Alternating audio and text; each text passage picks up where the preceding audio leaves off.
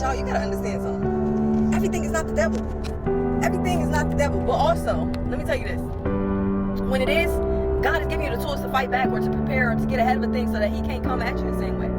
When you elevate, you gotta know that something, he's not going to just like, lay down the red carpet and let you walk on it so freely. Nah.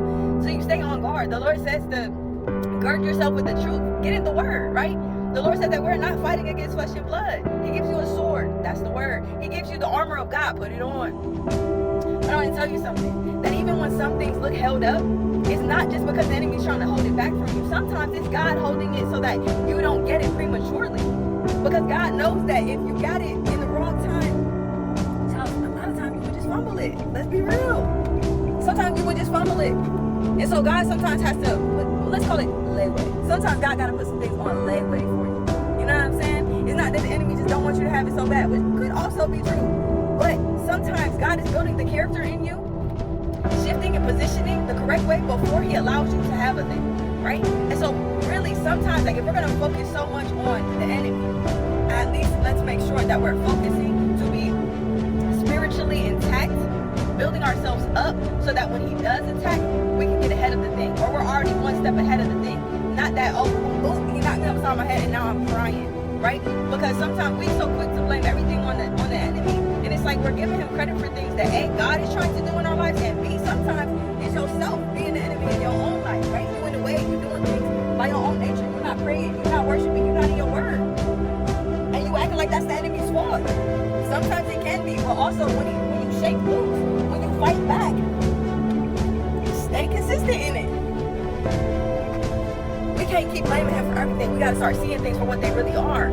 We got to start thanking God for the ways that he's keeping us when we can't see it, right? Sometimes it's like God is trying to keep us from something, and instead you thinking, oh, the adversary is on my neck. Like, bro, what?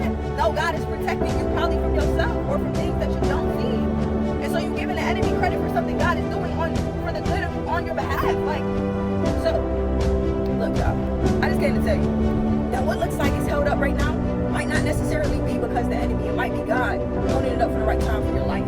And I just want you to know that when God releases this thing into your life, I pray that you would have wisdom. I pray that you would know how to steward whatever he is about to give you well, right? So that you can keep it. I pray that you're preparing. It's multiple times. It's some places and it's some things that I really want God to do in my life right now for the glory of him, right? But I'm also looking at it like, all right, Lord, am I actually in the right place mentally, spiritually, and emotionally for what I'm asking for? And if I'm not, Lord, get me there, right? I'm not just trying to blindly walk into something because it looks good. I want to be ready for that thing. I want to be able to sustain it when God gives it to me, when he makes a way for it. So that's like, sometimes, I call them blessings in disguise. Sometimes it ain't about, the commotion that's going on. The commotion actually sometimes works for your good. Sometimes the commotion is what builds you. Sometimes the commotion is what shows you who you really are. Shows you if you could sustain the thing that you're asking for, right? And so it's not always just the enemy. Sometimes you're just not seeing it right.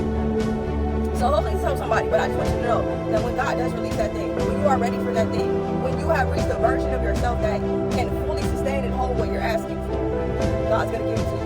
He's going to blow your mind with it. Exceedingly abundantly more than you can ask or even think. Little things that you didn't even know you needed is going to be included. So I pray you would have hope, have faith, believe that God knows exactly what you need and when you need it. And in the meantime, while you're waiting in the hallway, just praise. While you're waiting in the hallway, just listen. While you're waiting in the hallway, continue to be obedient. Because if you can't do those things now, what makes you think you're going to do them when he gives it to you?